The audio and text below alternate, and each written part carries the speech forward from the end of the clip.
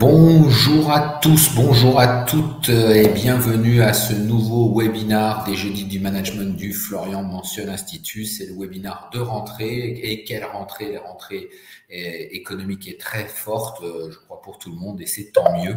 Je vois que ça y est, ça commence par les petits bonjours. Je vous remercie de me signaler si vous m'entendez bien. Donc, je comprends que certains m'entendent, que vous me voyez bien et puis que tout va bien. Je vois qu'il y a des pouces, des likes, etc. Vous n'hésitez pas. Vous avez compris, vous connaissez les chats par cœur maintenant. Donc, bonjour. N'hésitez pas à nous dire d'où vous êtes aussi parce que vous êtes un petit peu partout en France et parfois dans le monde. Donc, c'est toujours sympa.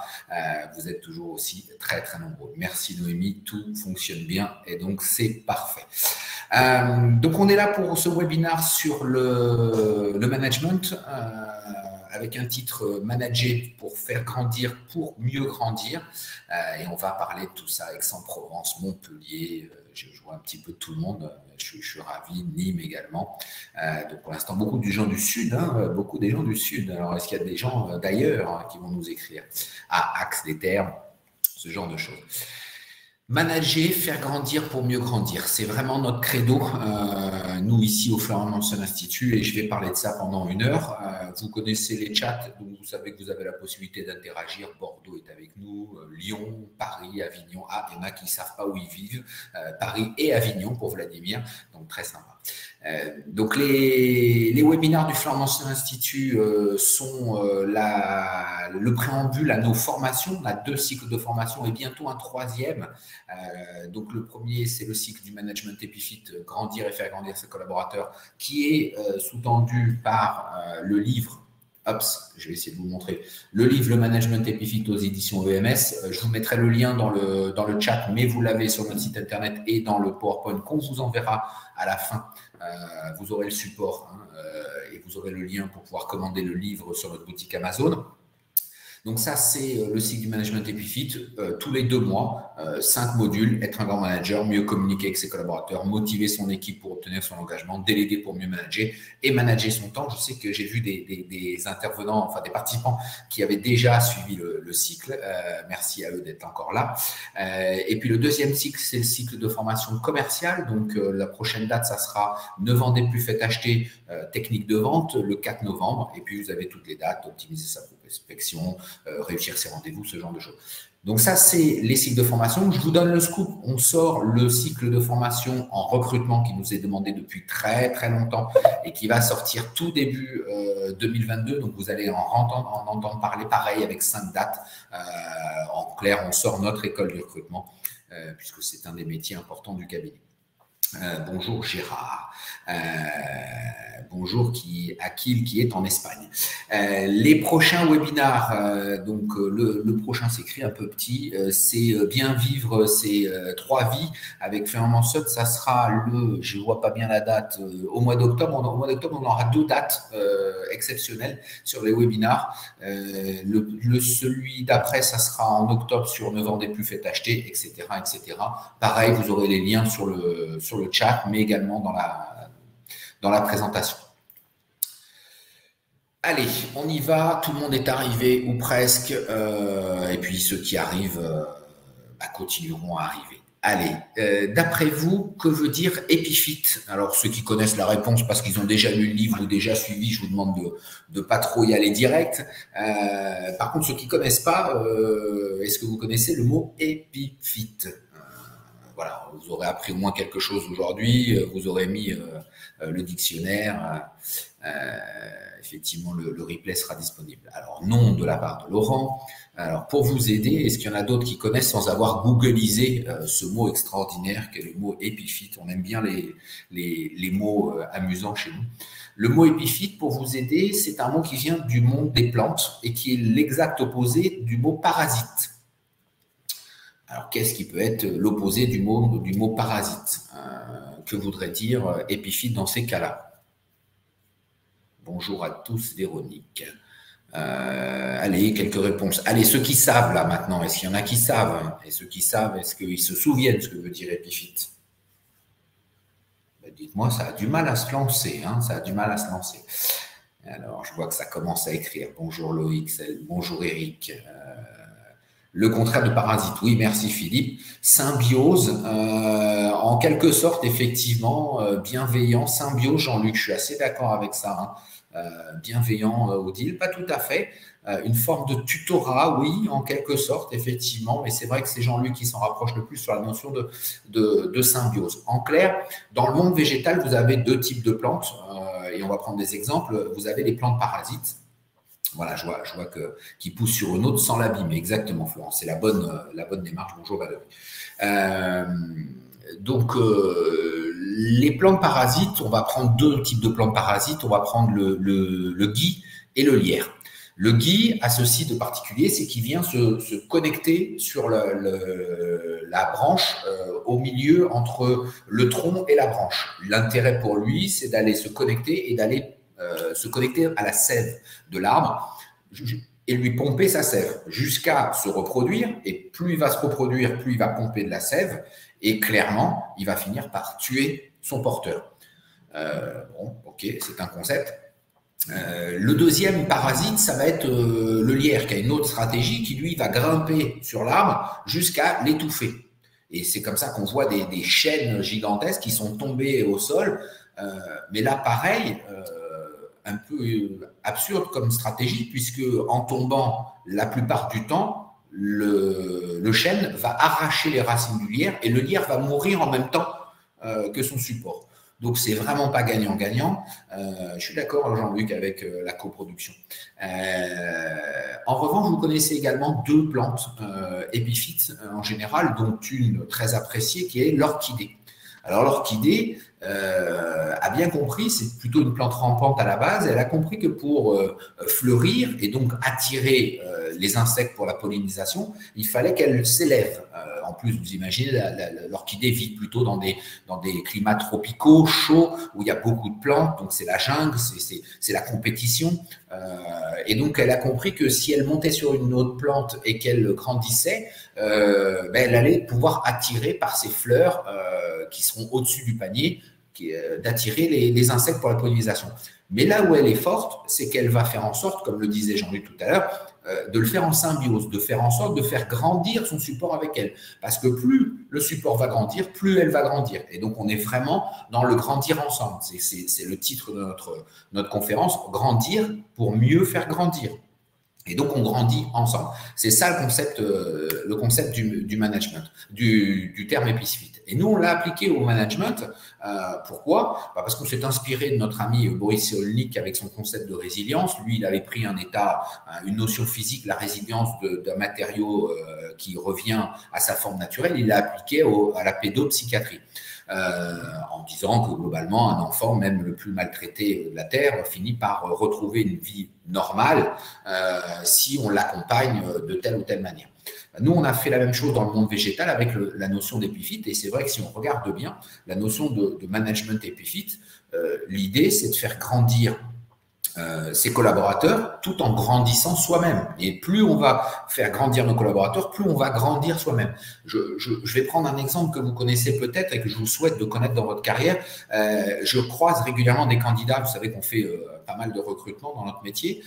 C'est un des gros métiers du Florian Mansion Institute.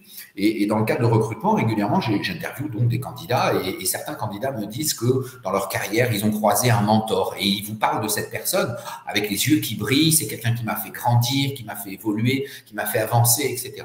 Je vous souhaite de trouver ça. Et le management épiphyte, c'est exactement ça. Mais ça nécessite pour le manager et pour le manager un certain nombre de prérequis.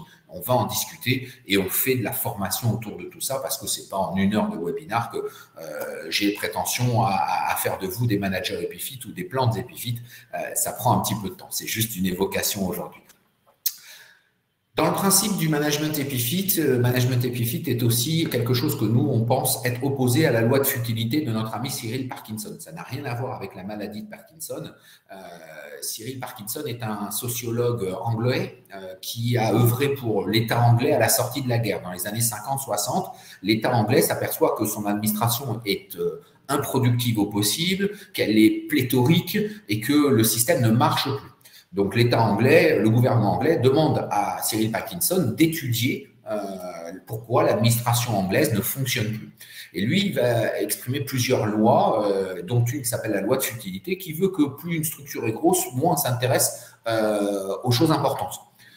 En clair, c'est le syndrome de Kodak. Kodak n'est pas mort à cause du numérique. Hein. Tout le monde me dit, oui, c'est le numérique qui l'a tué. Non, puisque celui qui a inventé le numérique, c'est Kodak. Simplement, les chefs là-haut n'ont pas cru au numérique et surtout, ils étaient occupés plus par la couleur de leur bureau, par tout un tas de choses qui sont complètement futiles, par éviter que d'autres prennent leur place, etc., plutôt qu'aux valeurs ajoutées, à l'essence même, à la nature même de Kodak qui était de travailler autour du monde de la photo. Ils en sont morts ou quasiment morts. Il y a un autre phénomène dans la loi de futilité qui est corollaire à ça, c'est que plus on s'intéresse, moins on s'intéresse aux choses importantes, plus on recrute des incompétents. Et là, on va revenir au principe d'incompétence de notre ami Peter, que j'imagine beaucoup connaissent. Si vous ne connaissez pas, je vous invite à lire quand même ce concept-là. Peter a dit, globalement, on a tous un plafond de verre. À un moment donné, très difficile. Et on arrive à notre limite. Nous, on pense qu'on n'a pas de limite. La limite, c'est le ciel, comme dirait, hein, the sky is the limit, comme disent les Anglais. La limite, elle est dans votre tête. La limite, elle est dans les personnes avec lesquelles vous travaillez, qui vous accompagnent pour casser cette limite, aller au-delà des limites. Aller largement au-delà des limites. Et on s'aperçoit que Parkinson dit plus une entité est grosse et plus on recrute des incompétents. Ben oui, tout simplement parce que les chefs ont qu'une trouille, c'est que les gars d'en dessous prennent leur place. Et donc chacun va se barricader, va éviter de recruter quelqu'un de meilleur que soi, etc. Donc pour nous, Management Epifit, c'est totalement opposé à ce genre de choses. Hein. Il faut vraiment partir du principe, et c'est très difficile parce que quand on nous a dit depuis tout petit que l'ascenseur social, la pyramide, il fallait monter, donc l'évolution, c'est de monter, donc d'écraser celui qui est au-dessus, ou en tout cas de le virer, le tuer, je vous passe Oedipe, etc., etc. Ben, on est empreint de tout ça dans le management aujourd'hui. Ça commence à changer, mais ce n'est pas encore le cas. Et donc, nous, on a créé le concept de Management Epifit. Alors, on ne l'a pas créé du jour au lendemain. Hein. Le cabinet a été créé en 1976 par Florian Mentionne. Moi, je suis rentré en 2001 et j'en suis le co-gérant, comme c'est marqué ici derrière, depuis 2007. Et on a fini par écrire ce livre. Alors, j'ai plus la date exactement. J'ai pas mes collègues. J'ai pas la date de l'année à laquelle on l'a écrit. Ça doit être 2017, 2018 ou quelque chose comme ça. Peut-être 2016. Ça fait quelques années qu'on a écrit ce livre, qui est un condensat de nos pensées autour du management. N'hésitez pas à réagir s'il y a des questions, des réflexions, vous êtes d'accord, pas d'accord, ma cravate vous plaît, ne vous plaît pas, surtout allez-y, n'hésitez pas, je suis avec vous parce que vous êtes drôlement sage pour l'instant. Vous m'avez bien répondu tout à l'heure. Les grands principes du management Epifit, ils sont faciles au titre de 3, au nombre de 3. Identifier les talents. Identifier les talents. Évidemment, les talents, que ce soit des talents externes ou des talents internes, il va falloir identifier les talents.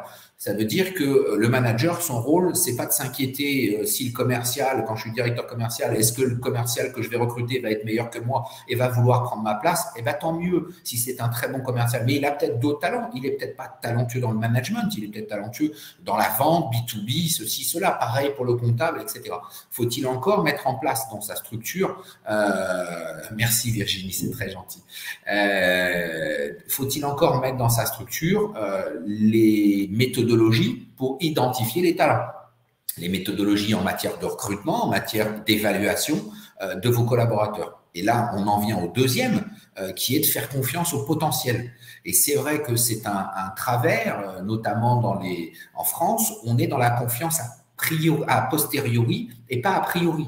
Ça veut dire quoi? Ça veut dire que montre-moi ce que tu vaux et puis je te récompenserai. Hein, c'est typiquement ce que j'entends tous les jours d'un certain nombre d'employeurs, de recruteurs qui nous confient des missions. Pas vous, pas ceux qui êtes là, mais un certain nombre me disent toujours, Loïc, bon, on va le payer, mais alors vous comprenez, on va lui donner une voiture au bout de quelques mois qu'il sera dans l'entreprise parce qu'on ne va pas tout lui donner du jour au lendemain. Et puis les primes se déclencheront qu'au bout de 6 mois après la période d'essai, etc. Oui, mais en faisant ça, vous ne faites pas confiance au potentiel, vous ne libérez pas le potentiel et donc vous êtes déçu à la fin de la période d'essai parce que vous n'avez pas libéré, vous avez auto-bridé le système. Donc, faire confiance au potentiel aux candidats extérieurs, c'est d'autant plus dur. C'est d'autant plus dur que c'est quelqu'un que vous ne connaissez pas. Hein. On fait confiance aux gens qu'on connaît. Hein. Vous faites plus confiance à votre conjoint, à vos enfants, qu'à un inconnu dans la rue. Ça peut paraître assez logique. Et pourtant, dans la relation à l'autre, faire confiance a priori vous rendra beaucoup plus de service, être ouvert à l'autre, plutôt que d'attendre gentiment que l'autre fasse le pas. Il ne le fera pas. Il ne le fera pas. Vous avez peut-être aussi ce sentiment que c'est toujours vous qui appelez vos amis pour prendre des rendez-vous, pour aller déjeuner, etc. C'est toujours moi. C'est toujours moi qui fais l'effort. Quand il y a... non, dites-vous bien que les autres font aussi l'effort. Mais si les deux ne font pas l'effort, chacun reste de son côté. Qui plus est dans une période telle que celle-ci, avec le Covid, avec ses peurs de la rencontre, etc. C'est un vrai effort. C'est un vrai effort que de faire confiance au potentiel. Le potentiel, c'est les jeunes, mais pas que, faire confiance aux jeunes. Et oui, ils vont vous bousculer, ils vont vous perturber, ils vont vous rentrer dedans. Mais tant mieux, ça vous fera évoluer, avancer, bouger. Et la vie n'est pas un long fleuve tranquille. Et c'est tant mieux, ça serait ennuyeux. En tout cas, personnellement, je trouverais ça d'un ennui à mourir si tout était simple, tout le temps la même chose, la routine nous endort. Faire confiance au potentiel, c'est surtout fuir la routine. Et par ailleurs, le troisième principe, c'est faire grandir les collaborateurs. C'est vraiment vouloir faire grandir les collaborateurs. Alors, je vais regarder parce que dans le chat, je vois qu'il y a quelques interpellations. Le drame de la compétence, Robert, c'est qu'elle ne sait reconnaître ni la compétence ni le potentiel. Et oui, malheureusement, quand on a des gens incompétents autour de soi, dans un contexte d'incompétence, ils ont du mal à reconnaître ce genre de choses. Et c'est bien tout le drame. C'est vrai que quand on a au-dessus quelqu'un qui n'est pas dans cette nature-là, ça va être difficile en tant que collaborateur de lutter contre ça, de montrer toute sa compétence sans être au détriment des autres, parce que c'est ça aussi. Hein. Dans le management Epifit, il ne s'agit pas d'écraser les autres. Hein. Au contraire, c'est vraiment le ensemble. Important, Wilfried, important d'accorder d'entrée la confiance pour ouvrir l'opportunité de trouver les potentiels. Exactement, Wilfried, vous avez tout à fait raison, c'est exactement ça.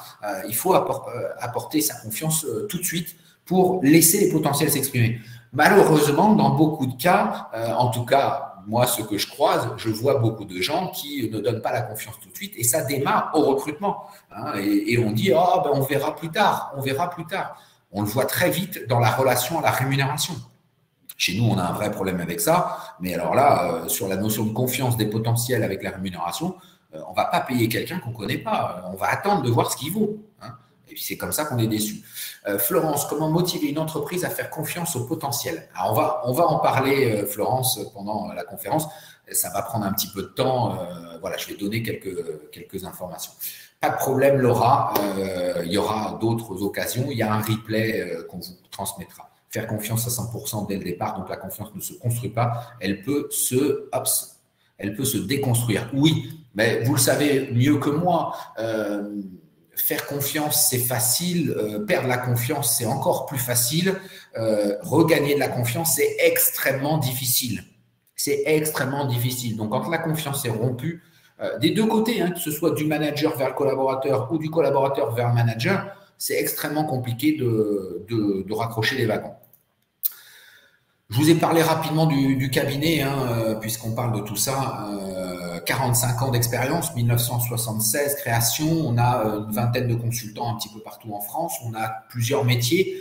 Le conseil en ressources humaines de manière globale, avec le métier du recrutement de cadre, tout secteur d'activité, toute fonction.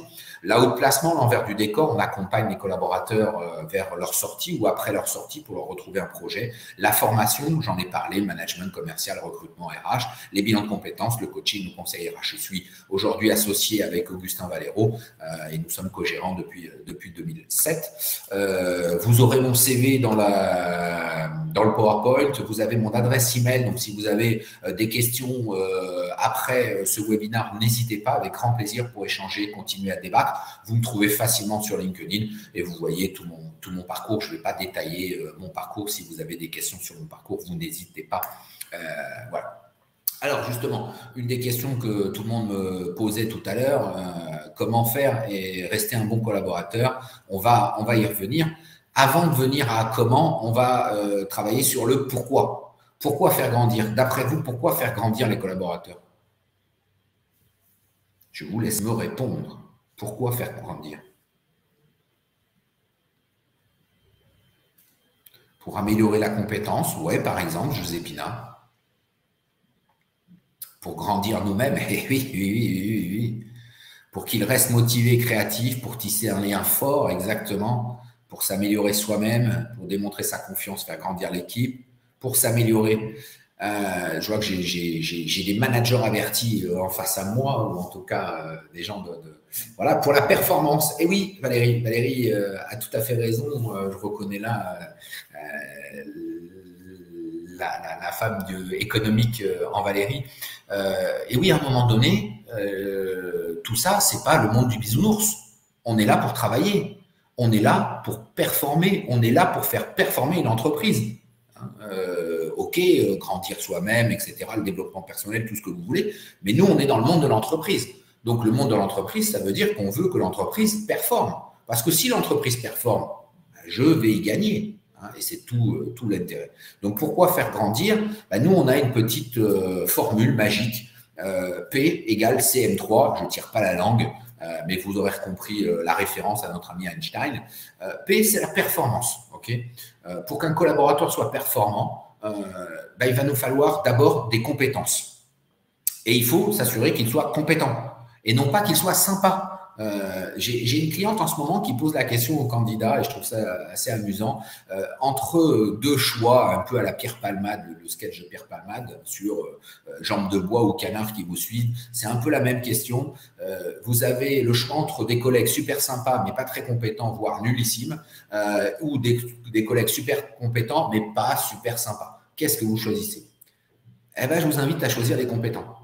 On n'est pas là pour se faire des amis dans l'entreprise. Si on trouve des amis dans l'entreprise, c'est tant mieux, c'est la cerise sur le gâteau. Mais ce n'est pas le but premier. Le but premier, c'est la performance. C'est la performance.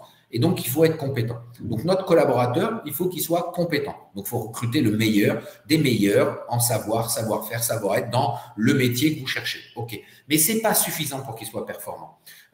Pour qu'il soit performant, il y a 3 M qui vont venir. La motivation. Il faut qu'il soit motivé, ce brave collaborateur. Et pour qu'il soit motivé, il faut qu'il ait des moyens. Et oui, moyens humains, de l'assistance, des moyens matériels et des moyens financiers, des budgets, mais aussi la rémunération. C'est là que ça va venir en ligne de compte. Et celui ou celle qui va activer ces motivations, c'est le management. Je vais prendre un exemple qui va nous parler à peu près tous. En général, c'est très clairement le monde du sport et le foot. En 2000, j'ai perdu la date. On gagne une première fois la Coupe du Monde. Messieurs, vous me direz le 12 juillet, la première Coupe du Monde qu'on a gagnée, Zinedine Zidane, c'était quelle année? Non, 98. Merci Maurice. Et quelques années plus tard, pas les mêmes joueurs, mais des joueurs, selon tous les analystes à l'époque, vont dire la meilleure équipe du monde. La meilleure équipe du monde. Et pourtant, ces gars-là ne vont pas descendre du bus. Vous vous rappelez cette histoire de la descente du bus? Ils ont refusé de descendre du bus. Pourtant, il n'y a pas de sujet de compétence. Tout le monde est d'accord sur le fait qu'ils sont tous ultra compétents, ceux qui sont dans le bus. Si on les a recrutés, etc., ils jouent dans des plus grands clubs d'Europe, etc. Donc, ils sont ultra compétents. Est-ce qu'ils ont les bons moyens? A priori, ils ont tous les moyens qu'il faut, vu les niveaux que l'on a sur l'équipe de France. Donc, ça veut dire qu'il y a d'autres facteurs qui viennent d'entrer en ligne de compte. Et donc, qu'est-ce qui fait qu'ils ne vont pas descendre du bus? C'est qu'ils ne sont pas motivés. Et qui a impacté? Le management. Aujourd'hui, on sait que c'est le management qui n'a pas donné la motivation à ces gars-là de descendre du bus. Effectivement, le collectif n'existait pas. Et c'est vrai qu'Aimé Jacquet 98, le collectif. Et le collectif, c'est le management qui le fait, qui le montre, qui le motive, qui l'appuie, etc. Et ça, on est bien d'accord. Il ne faut pas laisser rentrer des éléments qui peuvent déstabiliser l'équipe en place. Oui, Raphaël, on est complètement d'accord. Ils sont très perso, les footballeurs. Et pourtant, ils arrivent à gagner des équipes, des Coupes du Monde. Donc, ça veut dire quoi? Ça veut dire, Laurent, c'est Laurent qui me parle de ça. Oui, Laurent, ça veut dire qu'en foot, le management est fondamental parce qu'on a des individualités, des très très bons qu'il va falloir faire travailler ensemble. C'est extrêmement difficile le travail de coach d'une équipe de foot. C'est plus difficile une équipe de foot qu'une équipe de rugby, parce que le rugby, ils ont l'habitude de travailler ensemble. Okay, ils savent qu'ils ne peuvent pas jouer et ne peuvent pas gagner. Alors qu'au foot, l'attaquant, il peut faire une contre-attaque, mettre un but quasiment du fond de terrain. Ce qui n'est pas possible en rugby ou quasi impossible. Donc, vous voyez, ce n'est pas le même fonctionnement. C'est pour ça que je prends effectivement. Donc, le management est indispensable. Moi, je pense, je ne suis pas fan de ces notions d'entreprise sans management. Isaac Gates a lancé, mais c'est très compliqué ce concept-là. Il faut que l'entreprise, les collaborateurs, tout le monde, c'est pas demain matin que vous allez décréter d'enlever tout le management. Ce n'est pas vrai. Il va falloir quelqu'un qui soude, qui motive, qui donne l'envie, qui rende le collectif possible, etc. Je vois que ça parle beaucoup et je vous en remercie, beaucoup d'échanges. Notre définition du management, pilotage des ressources humaines dans le cadre d'objectifs et de règles du jeu clairement identifiés, cadre d'objectifs et de règles du jeu clairement identifiés en prenant en compte équitablement la satisfaction des salariés et la performance de l'entreprise. Ce que disait Valérie qui nous a quittés, si j'ai bien compris tout à l'heure. Équitablement la satisfaction des collaborateurs et la performance de l'entreprise. On sait aujourd'hui qu'il faut un doux équilibre entre les deux. Je réfute totalement les baby-foot qui font joli dans les entreprises, les toboggans, etc.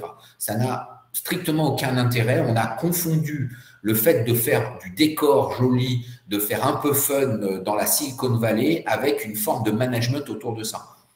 Pour moi, c'est inopérant. C'est pas parce que vous mettez un toboggan dans votre entreprise que vous allez obtenir la satisfaction de vos collaborateurs. C'est peut-être pas du tout ce qu'ils attendent de vous, en fait.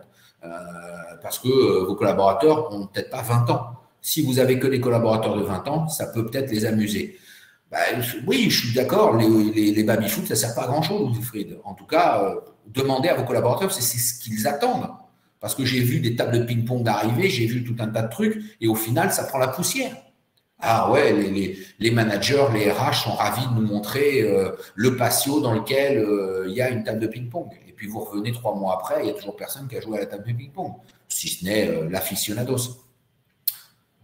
Équilibre équitable entre satisfaction des salariés et performance de l'entreprise.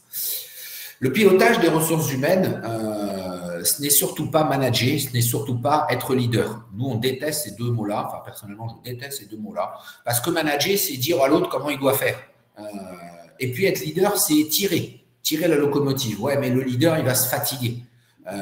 Le manager épiphyte, c'est celui que nous, on aime bien, c'est celui qu'on vous représente en dessous, celui qui soutient son équipe, qui trouve des solutions à son équipe, qui fait pas, parce que vous voyez que c'est l'équipe qui passe le pont. Le manager, il passe pas le pont, c'est pas son job. Le manager épiphyte, son job, c'est de trouver la solution, de soutenir, etc. Voilà, la fameuse équipe de volley, effectivement, Stéphane, la France gagne alors qu'elle n'a jamais rien gagné, car les joueurs étaient motivés par la dernière du coach. Ouais, effectivement.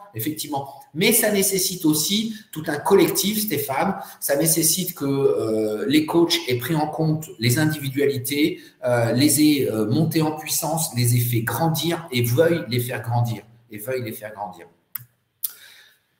Manager, c'est accepter que seul on va plus vite, mais je suis sûr que vous connaissez tous la réponse. Très, très vite, ça va aller. Allez, qui va gagner le cocotier? Ça tape, je vois que ça tape, j'ai pas vu la première réponse. On ne fait rien seul, ensemble on va plus loin, on est meilleur, etc. Effectivement, seul on va plus vite, mais ensemble on va plus loin. Si vous voulez gagner un marathon, croyez-moi que même le meilleur des Kenyans, je ne sais pas qui est le champion de marathon, qui court extrêmement vite, vous pouvez le battre à plusieurs. Ben oui, parce que si vous faites 100 mètres à pleine vitesse et que vous multipliez le nombre de collaborateurs, vous irez plus vite que lui. Parce qu'en 42 km, il ne peut pas tenir le 100 mètres que vous allez tenir. Et donc, seul, on va plus vite, ensemble, on va plus loin. Un des travers, on va dans le mur. Non, Laurent, on ne va pas dans le mur, on va plus loin. Un des travers des managers, notamment de ce que j'appelle les managers experts. Les managers experts, c'est quelque chose qu'en France, on aime beaucoup. C'est de croire que le meilleur comptable va être le meilleur chef comptable. Okay. Le meilleur commercial va être le meilleur directeur commercial ou chef des ventes. Le meilleur ingénieur va être le meilleur directeur de l'ingénierie. et on se met un doigt dans l'œil une fois sur deux. Pourquoi? Et on ne comprend pas que être un bon expert technique ne veut pas dire qu'on sera un bon manager. Ça n'a strictement rien à voir. Effectivement, être expert et être manager sont deux voies totalement différentes, qui peuvent se rejoindre parce que l'exemplarité, parce que la compréhension de son métier, parce que, etc. Mais malheureusement, comme le dit Dominique, l'expertise n'est pas valorisée. Chez nous, on veut faire croire à tout le monde qu'il faut monter l'ascenseur social, donc il faut monter. Donc monter, c'est de prendre la place du chef et donc être chef. Hein, c'est quoi? Qu'est-ce que vous voulez faire comme évolution? J'entends toujours ça. Pourquoi vous avez quitté votre entreprise? Parce que je ne pouvais plus évoluer. Alors, on ne pouvait plus évoluer, ça veut dire quoi? Ah ben, mon chef était là en place, il est jeune, je ne peux pas prendre sa place. Mais vous ne pouviez pas aller à côté sur un autre métier, vous développer, ultra développer votre expertise, etc. Et c'est vrai que ce n'est pas très valorisé. Ce qui est un peu fou dans notre pays que ce ne soit pas valorisé, dans le pays où on a inventé le Concorde, les Airbus A380, le TGV, les champions du monde du nucléaire, enfin, on est des super experts techniques en France. Et pourtant, on ne le valorise pas dans le monde de l'entreprise. C'est un peu fou. C'est un peu fou. Du coup, on pousse tout le monde et ces managers experts ont cette tendance de vouloir faire parce qu'ils savent faire et ils ont le sentiment de faire mieux. Je ne dis pas que vous faites ça, on a tous un peu cette tendance-là de temps en temps à dire « ouais, je vais le faire moi-même, ça ira plus vite ». Mais c'est une erreur stratégique en tant que manager de faire ça. Manager, c'est un vrai boulot, c'est votre boulot. Votre boulot, ce n'est pas d'être expert et manager. Je sais que ce n'est pas toujours le cas dans l'entreprise et les entreprises ont du mal avec ça. Et pourtant, manager, c'est votre boulot. Vous ne devriez faire que ça, que manager les équipes. Et rien que ça, ça occupe. Rien que ça occupe. Et les entreprises qui l'ont bien compris performent. Les entreprises qui l'ont bien compris performent véritablement. Parce que on sait qu'avec du temps et de l'argent, des problèmes techniques, on les résout. Il ne demeure que des problèmes humains dans l'entreprise. Ne reste que des problèmes humains. Je vais rester sur celle-là, je vais regarder un petit peu. Wilfried, chacun a un rôle important dans l'entreprise et il faut y donner du sens et y prêter attention, bien sûr, Wilfried. Il faut solidariser les responsables, mais pas contre soi. Effectivement, il ne faut pas cristalliser, même, je dirais, contre soi. Il faut donner de la valeur et du sens aux collaborateurs, mais pas cristalliser. La plaie des pseudo-experts aussi. Je suis d'accord. J'ai vu que Robert, ce n'est pas les perles qui font le collier, c'est le fil. Effectivement, Robert, ce n'est pas les perles, c'est le fil. Et on a tous tendance à regarder sur le collier de perles les perles et pas le fil. Oui, mais dans l'entreprise, c'est un tout. Si vous avez que des super Antoine Griezmann, c'est mon associé Augustin qui aime bien Antoine Griezmann, m'a dit mais moi, si je ne mets que des Antoine Griezmann dans une équipe de foot, a priori, il ne gagne rien. Hein. Parce que lui, c'est un attaquant ou quelque chose comme ça. Ben oui, mais il va manquer des défenseurs, il va manquer, etc. Donc, c'est vraiment un tout. Hein, c'est vraiment du collectif. Le manager épifique doit aider ses collaborateurs à faire bien les bonnes choses. À faire bien les bonnes choses. Faire, c'est-à-dire réaliser des objectifs qu'on s'est fixés, c'est la performance. Oui, il va falloir être performant. Mais il faut que ce soit efficient, et c'est là où le bien, c'est-à-dire dans l'économie des moyens. Et oui, parce qu'on peut être performant, mais en termes de marge, c'est pas terrible. On va dépenser des sommes folles et on a vu des entreprises comme ça aller dans le mur, d'être très performants, mais se rater parce que on avait laissé à volo les vannes ouvertes des moyens. Bon, ok. Et ensuite, les bonnes choses. Les bonnes choses, c'est-à-dire avoir su choisir les objectifs qui conviennent avec pertinence. Parce que si on se trompe d'objectif, on peut mettre tous les moyens qu'on veut, on peut être performant, mais ça ne sera pas très pertinent. Ça ne sera pas très pertinent.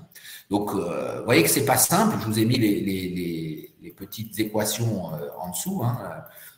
Ça vous donne véritablement le sens de la mesure de la difficulté de manager et de faire bien les bonnes choses. C'est encore plus difficile. La réussite par une connaissance précise des personnes, j'ai perdu ma petite phrase, et des structures, chaque rôle important, et est-ce que ça rassure les zones de confort? Oui, on est d'accord.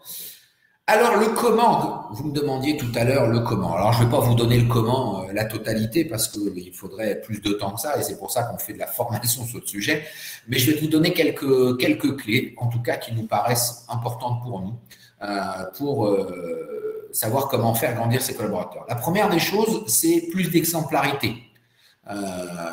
Et oui, il ne faut pas s'étonner qu'un collaborateur ne fasse pas ce que vous voulez si vous ne vous l'appliquez pas à vous-même. La ponctualité, la réponse en temps et en heure, la réponse.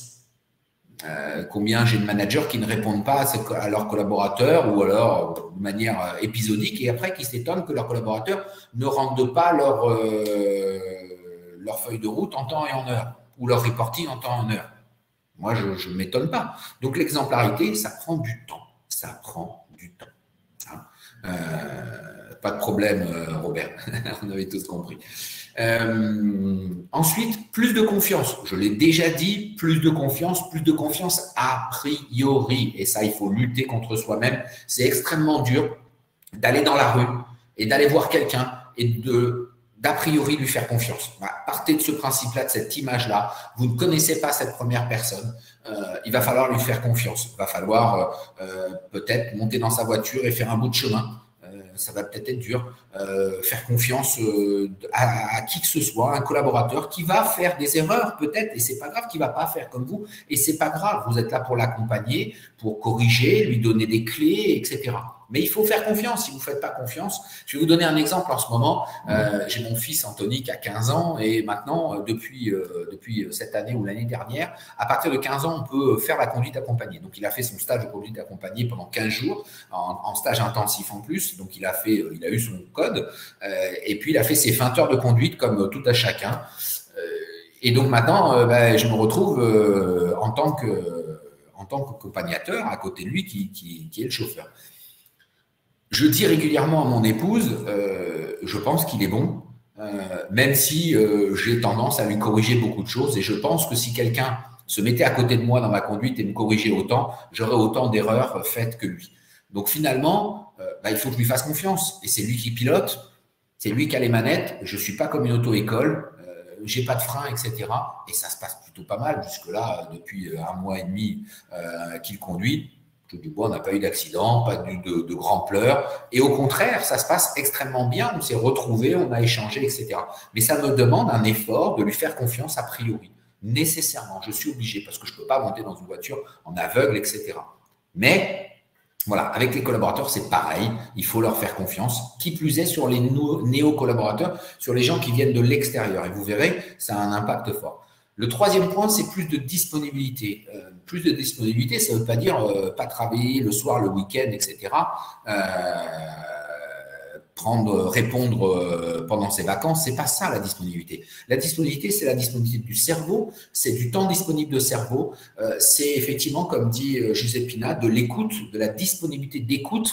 C'est pas me dire, moi, mon bureau, il est toujours ouvert. Non, c'est faciliter l'écoute, la disponibilité auprès des collaborateurs, les écouter vraiment, échanger vraiment avec eux, travailler vraiment avec eux.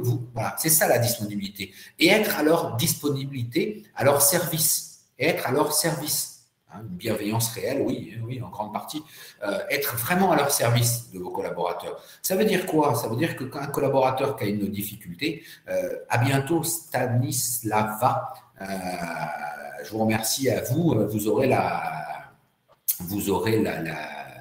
ça s'appelle, le replay.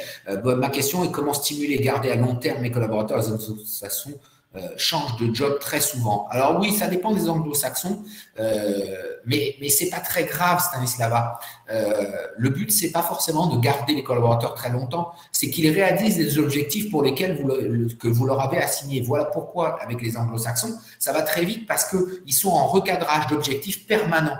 Et donc, quand on estime que ce soit le collaborateur ou le manager qu'on a fait l'objectif, à la limite, on peut se quitter, c'est pas grave. Pourquoi? Parce qu'ils ont bien compris que ce qui était pérenne, qui devait être pérenne dans l'entreprise, c'est la fonction et pas la personne. C'est la fonction commerciale, c'est la fonction comptable, c'est la fonction ingénierie, la fonction de production, la fonction achat que vous devez assurer dans votre entreprise. Alors que ce soit fait par Pierre, Paul ou Jacques, peu importe. Peu importe. Du moment où Pierre a fait la partie d'objectifs qu'il devait faire, s'il s'en va, c'est pas grave. Voilà pourquoi chez les anglo-saxons, notamment, ça bouge beaucoup et qu'ils ne le vivent pas comme un drame, en fait. Et puis, l'autre petit secret, Stanislava, c'est que les anglo-saxons ont toujours deux solutions de secours. C'est-à-dire qu'ils ont déjà 2 coups d'avance, ils ont déjà prévu.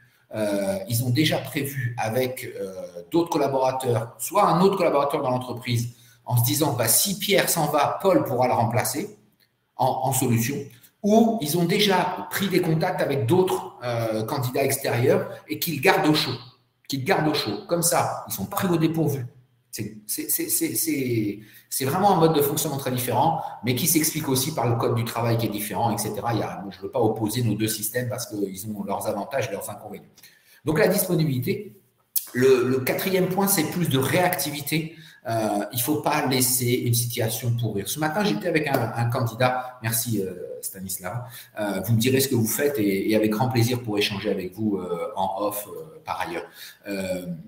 Plus de réactivité. J'étais ce matin avec un monsieur qui travaille, peut-être qu'il est là aujourd'hui avec nous, qui travaillait chez Decathlon et maintenant qui travaille dans un autre univers. Et il me disait que la force chez Decathlon en termes de management, je ne sais pas si certains sont passés par Decathlon, c'est qu'il concentre les managers sur le management. Et donc, l'objectif du manager, c'est d'éviter qu'une situation pourrisse. Donc, tout de suite, dès qu'on sent qu'il y a quelque chose qui ne va pas, qui ne se passe pas bien, le manager est en devoir d'aller travailler avec les collaborateurs, trouver une solution immédiatement, ne pas laisser une situation et attendre gentiment que ça se passe. Hein, et puis, le soufflet monte et quand il explose, il explose. Donc, on est au service avec cette réactivité. Pareil, ne pas se mettre la rate au courbouillon, savoir prendre du recul avec ses collaborateurs, avec les situations. Il ne faut pas être non plus dans l'ultra-réactivité. Je reçois un mail et de suite, je cours voir la personne, je l'appelle, etc. Il faut que je sache prendre du recul. C'est vrai que dans notre monde, quand je dis plus de réactivité, on se dit « Ah oui, mais moi, j'ai mes smartphones, j'ai le chat, j'ai machin. » C'est pas ça la réactivité. La réactivité, c'est la réactivité à bon escient. Et puis le dernier point, c'est la pédagogie. C'est la pédagogie. Et oui, je suis désolé de vous le dire, il va falloir faire preuve de patience, répéter plusieurs fois, trouver des autres moyens d'expliquer quelque chose. Si la personne qui est en face de vous ne comprend pas ce que vous lui dites, c'est pas qu'elle est idiote. Ne croyez pas ça. C'est un être humain comme vous, constitué comme vous, de la même matière de cerveau. Donc globalement, tout le monde est capable de comprendre ce que vous leur racontez. Sauf si c'est vous qui n'êtes pas audible. Peut-être que pour cette personne-là, cette pédagogie-là ne fonctionne pas. Donc à vous de trouver des autres moyens pédagogiques. Le jeu, l'oral, l'écrit. Enfin, il y a plein de façons de passer des messages à des collaborateurs. Et donc trouver des techniques, et on ne peut pas appliquer une science à tout le monde. Pourquoi? Parce qu'on est tous différents, on a tous des histoires, des vécus différents, il faut que vous preniez ça en compte, et c'est ce qui fait la richesse des entreprises, et ce qui fait la richesse des êtres humains, ce qui fait qu'on adore tous discuter les uns les autres. Vous voyez les réponses, les discussions qu'on peut avoir. Mais ça vous demande à vous, en tant que manager Epifit, beaucoup de pédagogie et donc beaucoup de travail. Donc, vous voyez, être un manager Epifit pour faire grandir ses collaborateurs, c'est du boulot au quotidien. Et ça, il faut vraiment l'accepter. Alors, cela vaut pour le management comme dans un couple, par exemple, au final, dans toute relation à l'autre. Oui, je vous ai dit, bien sûr que c'est la relation humaine. On est bien d'accord, c'est la relation humaine, on n'a rien inventé. Mais nous, on l'applique au management parce que c'est notre univers, notre prédilection, le monde économique, ce genre de choses. Le personnel a besoin que l'on donne du sens au travail à accomplir, la façon d'y parvenir, mais cela ne doit pas exclure les résultats. Oui, Joël, effectivement, hein, les collaborateurs ont besoin qu'on leur donne du sens, qu'on sache où on veut aller, travailler avec eux sur la façon d'y parvenir, encore que laissez-les de temps en temps aussi un peu libres, vous allez voir, vous allez découvrir une nouvelle façon de parvenir au même résultat et d'obtenir le même objectif. Il y a plusieurs chemins qui mènent à Rome. Peut-être que vous allez prendre l'autoroute, peut-être que je vais prendre les petites routes, peut-être que je vais aller plus vite que vous parce que si vous étiez sur l'autoroute A9 avant-hier quand il y a eu les pluies torrentielles, etc., vous alliez être bloqué là-dessus. Et si moi j'avais pris les nationales, je serais peut-être arrivé. Donc vous voyez, les choses sont ni noires ni blanches. En tant que manager, je ne suis pas le sachant. C'est pas moi qui ai le sens de la vérité qui doit brider les collaborateurs en disant bon alors maintenant pour visser une vis tu vas le tourner d'un quart de tour à droite comme ceci comme cela. Je sais pas, peut-être qu'il va trouver une autre astuce, un autre mode de fonctionnement qui serait performant, sur lequel il faut échanger ce genre de choses. Et pour manager une personne qui ne veut pas comprendre, qui est bloquée dans ses certitudes, alors ça demande du travail, ça demande beaucoup de pédagogie, Raphaël. À vous de vous poser la question, est-ce que c'est vraiment elle qui est bloquée dans ses certitudes? Moi, je dis qu'il n'y a pas de fumée sans feu. Hein, il faut vraiment travailler avec la personne, ça va demander du boulot. C'est pour ça qu'on a des coachs chez nous pour accompagner, pour déverrouiller mentalement les certitudes, le travail. C'est un vrai travail, hein. C'est un vrai travail, ce que je vous dis là. Hein. Nous, on passe des journées à faire ça. Croyez-moi que nos coachs prennent énormément de temps et on ne va pas déverrouiller une situation en 10 minutes, surtout si c'est une situation complexe. Ça fait longtemps qu'on est dans cette problématique. Véronique, comment gérer les transitions managériales dans les entreprises en hypercroissance avec des plans de recrutement rapides?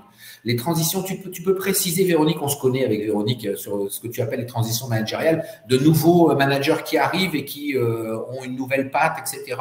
J'imagine que c'est peut-être ça, si tu peux me confirmer, si tel est le cas, j'essaierai de répondre à ta question. Le manager exprime sa vulnérabilité atteint sa véritable légitimité. Alors, paradoxe que j'ai pu vérifier maintes fois, Sophie, le manager qui exprime sa vulnérabilité atteint sa véritable légitimité. Oui, alors, c'est vrai qu'on a une difficulté, Sophie, à avouer ses faiblesses. Hein, et dans notre monde, il faut jamais être malade, il faut toujours avoir le teint beau, etc., etc. Et il faut jamais dire qu'on est faillible, sinon on a peur que le collaborateur prenne prise, etc. Je suis complètement d'accord. Après, il faut raison garder sur ses vulnérabilités, mais si ce n'est pas les vulnérabilités, c'est être capable de prendre du recul sur ses propres échecs. En tant que manager, on ne peut pas tout réussir du premier coup, et ce n'est pas grave. Il faut le reconnaître, l'accepter, et puis apprendre et avancer, hein, que ce soit dans le management ou dans d'autres choses. Le verrouillage mental, merci, c'est le terme. Oui, exactement, Florence, c'est le verrouillage mental. Il faut déverrouiller le mental. Hein, la psychologie prend une part importante dans le management, mais clairement, ce n'est que de la relation à l'autre. Je ne sais plus qui disait tout à l'heure que c'est comme dans le couple, dans la relation à l'autre, mais le management, c'est de la relation à l'autre. Donc, on est dans la psychologie, dans le relationnel, dans l'interpersonnel. Bon, voilà pourquoi je ne vais pas vous donner des secrets avec des fiches et des techniques et des machins et des trucs. Non, c'est pas ça. C'est vraiment comment je me comporte face à l'autre. Mais pour grandir soi-même, faut-il encore se connaître? Faut-il encore évoluer sur ces sujets-là? Et donc, le gros du travail, il est d'abord sur soi. Avant de remettre en cause ce que disait Raphaël tout à l'heure, quelqu'un qui est dans ses certitudes, je vais me remettre moi en cause. Pourquoi il est dans ses certitudes? Qu'est-ce qui fait qu'il est comme ça? Est-ce que c'est pas moi qui, en permanence, fait évoluer le rapport à l'autre et donc, dans mon comportement, j'induis des choses? Donc, Véronique, la construction de nouvelles strates managériales et l'accompagnement du changement. Alors, je reviens sur ta question, Véronique, qui était un petit peu plus haut dans le chat. En hyper, des plans de recrutement rapides. Mais c'est pas grave, ça, Véronique. C'est pas très grave. Les strates managériales évoluent, font bouger, même dans l'hypercroissance. Même dans l'hypercroissance, les entreprises en hypercroissance, les managers, on doit juste imaginer que le manager doit manager. Et pas le manager, il manage, il compte, il commercialise, il ceci, il cela. Et donc, son travail, c'est de manager en permanence. Et donc, même si on grossit, ben, on va faire grossir le volume de management et donc le nombre de strates managériales. C'est juste qu'il y a aussi la notion de sens et de vision de l'entreprise de manière globale qui doit être retranscrite. Pourquoi parler d'échec et pas d'erreur qui est moins violent? Oui, alors on peut faire des erreurs, mais on peut faire aussi, Dominique, des échecs, avoir des échecs et reconnaître qu'on a eu des échecs, c'est pas dramatique. Hein. C'est pas dramatique et au contraire, faire une erreur pour moi, ça a moins de force, effectivement, qu'un échec. Un échec, c'est vraiment quelque chose de costaud, d'important. Et donc, derrière ça, prendre du recul sur un échec, c'est plus important que prendre du recul sur une erreur. Sur une erreur, ça peut être « Ah, je me suis trompé de couleur dans mon PowerPoint ». C'est une erreur, c'est pas un échec. Par contre, j'ai mal préparé mon webinar et je me suis embrouillé et tous les retours que l'on a sont négatifs, c'est un échec. Vous voyez, pour moi, la force n'est pas la même. J'espère que je ne suis pas en situation d'échec avec vous aujourd'hui. Pour terminer, ou quasiment, parce qu'il est déjà 13h49, on a une heure sur nos timings et pour vous laisser encore échanger, j'aimerais entendre vos bonnes pratiques quotidiennes du manager. moi, je vais rajouter du manager Epifit. Quelles sont vos bonnes pratiques à vous? Puis je vous donnerai trois petites astuces que moi, je donne lors de mes formations sur des pratiques quotidiennes en management pour que ça se passe bien.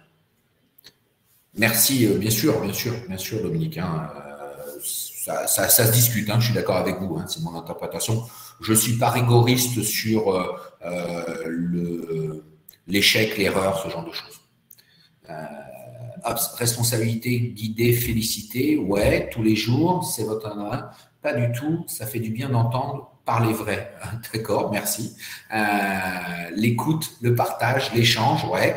Je voudrais des petits tips plus opérationnels, s'il vous plaît. Là, je suis dans des notions. Qu'est-ce que vous faites concrètement le matin? Faire un point en mode détente tous les jours selon son besoin. Ouais, par exemple, voilà. Prendre le temps de saluer, échanger avec tous nos collaborateurs chaque jour. Exactement. Laisser de l'autonomie dans la gestion des tâches, la transition. Aller au resto, par exemple. Pas tous les jours, José Pina. Sinon, attention. Être à l'écoute de bonnes idées des opérateurs, travailler en atelier, savoir reconnaître l'idée de travail quand il est accompli, dire que c'est grâce à tel opérateur que ça a pu se faire. Ouais. Soutenir, analyser, perfectionner. Allez, mes petits tips à moi. Mes petits tips à moi, qui sont à l'ordre de 3. Il y en a plein d'autres, hein, et vous en avez plein, propositions de projet, demandes de conseils, exactement. À chaque fin de journée, je vous invite à avoir un petit post-it et à cocher les 3 cases, idéalement les 3. Le premier, c'est avoir rendu service à mon équipe. Avoir rendu service à mon équipe. Voilà. Est-ce qu'aujourd'hui, j'ai rendu service à mon équipe? Le deuxième, c'est féliciter au moins une personne, idéalement avec un feedback positif. Ça veut dire quoi? Ça ne veut pas dire bravo Jean-Pierre, ça veut dire bravo Jean-Pierre, ce que tu as fait sur ce truc-là, c'était vraiment bien pour telle et telle raison. Voilà. Et ça, c'est extrêmement bon. Et il faut le faire tous les jours. Vous voyez que c'est du boulot. Hein? Et enfin, le troisième, c'est aider à résoudre un problème important pour mon équipe. Aider à résoudre et pas résoudre. Parce que certains confondent résoudre un problème. Ouais, j'ai un collaborateur qui arrive dans mon bureau qui me dit qu'il a un souci avec l'éclairage de tel client et donc vite, je prends ma voiture et je vais chez le client faire l'éclairage. Ah non, c'est pas le sujet en fait. C'est pas le sujet. Donc tous les jours, vous devez cocher les 3 cases. Et vous allez voir que d'un seul coup, ça va devenir un réflexe. Et vous allez donner de la confiance à vos collaborateurs parce que vous allez les aider à résoudre. Vous allez leur rendre service. Vous n'allez pas faire à leur place. C'est eux qui doivent faire. Échanger ensemble. Voilà, j'ai terminé. Je vous remets les dates des prochaines formations. La prochaine formation qui sera la suite en plus long, évidemment, et qui se fait en distanciel également du cycle management, c'est le 7 octobre, c'est être un grand manager. C'est ce que je viens de vous raconter, mais on prend plus de temps. Je prends des petits groupes uniquement. On prend des groupes de 10-12 personnes maximum. Donc, si ça vous intéresse, dépêchez-vous parce qu'il ne reste plus beaucoup de place. Et puis après, il y a les autres dates. Ensuite, les prochains webinars, je vous mettrai tout ça dans le lien. Et je suis à votre écoute pendant encore quelques minutes, 7 pour être précis, puisque je m'arrêterai à 14 heures. Je vous mets les liens des publications. Hop. Merci beaucoup. Voilà, donc là, le premier lien, c'est les livres. Le deuxième lien, ça va être les webinars. Hop. Le troisième, c'est notre page formation. Et puis, si vous voulez plus d'informations, je vous remets mon adresse email dans le chat pour poursuivre les discussions, pour échanger sur vos problématiques managériales, pour vous accompagner. Pas eu de réponse à mon intervention, mais c'est pas grave, c'est intéressant. Pardon, Daphné, je vais essayer de remonter si vous avez la gentillesse, parce que ça défile vite dans le chat. J'ai pas toujours la possibilité de répondre à tout le monde. Si vous avez la gentillesse, Daphné, de me le mettre, je serai avec grand plaisir pour vous répondre. On a encore quelques minutes, hein, donc n'hésitez pas à me le remettre parce que sinon, pour remonter, je vais avoir du mal à vous retrouver. Merci à tous, merci pour les petits pouces. C'est vraiment très, très sympa. J'espère vous retrouver. Bon, écoutez, pas d'autres questions, pas de réflexion. Merci à tous. J'attends que chacun, si quelqu'un a une question à reprendre, n'hésitez vraiment pas, c'est le moment. C'est le moment. Ah, salut Eric, merci à toi d'être présent. Eric est quelqu'un qui a fait le cycle du management et que je vois grandir d'ailleurs, que je vois grandir par ses postes. Présentation géniale, merci Virginie, du prochain webinaire, merci. Je ne peux pas copier-coller. Aïe, aïe, aïe, aïe, aïe. Alors Daphné, je ne sais pas comment faire pour le retrouver. Au fond, le manager, c'est le fil. Ouais, effectivement, effectivement. Le manager, c'est le fil. C'est pas lui qui doit être sur le devant de la scène. Je suis d'accord avec vous, Robert. Et c'est d'autant plus important que les managers, souvent, on nous a, dans la formation, j'explique qu'il faut assouplir son ego en tant que manager parce qu'on nous a dit qu'il fallait être sur le devant de la scène, c'est un accomplissement que d'être manager. Et la plupart des managers le vivent comme tel, donc socialement l'affichent beaucoup, se mettent à sortir à l'extérieur et à dire qu'ils sont désormais managers, ce qui n'est pas une bonne chose parce qu'en fait c'est leur équipe. C'est vraiment leur équipe. Et il ne faut pas que ce soit juste de la façade, il faut que ce soit fait dans des actes. On voit parfois dans des remises de prix, le manager qui reste tout seul sur scène et qui dit voilà, je remercie toute mon équipe, c'est grâce à eux, etc. En fait, ça devrait être l'équipe qui devrait aller chercher le prix. C'est comme ça. Intervention de Daphné, merci JC. J'entends beaucoup parler de compétences. Qui est-on pour juger de la compétence de quelqu'un, surtout a priori? Est-ce une évaluation objective ou qui peut réellement juger de la compétence de l'autre? Alors, merci Daphné pour cette intervention. En fait, juger de la compétence, ça se fait pas comme ça. Ça se fait pas l'emporte-pièce. Nous, on est recruteurs, on a des modèles d'évaluation de compétences avec des questionnaires. Enfin, c'est quelque chose de très structuré, une évaluation. Je ne juge pas de votre compétence comme ça à brûle pour point, Daphné.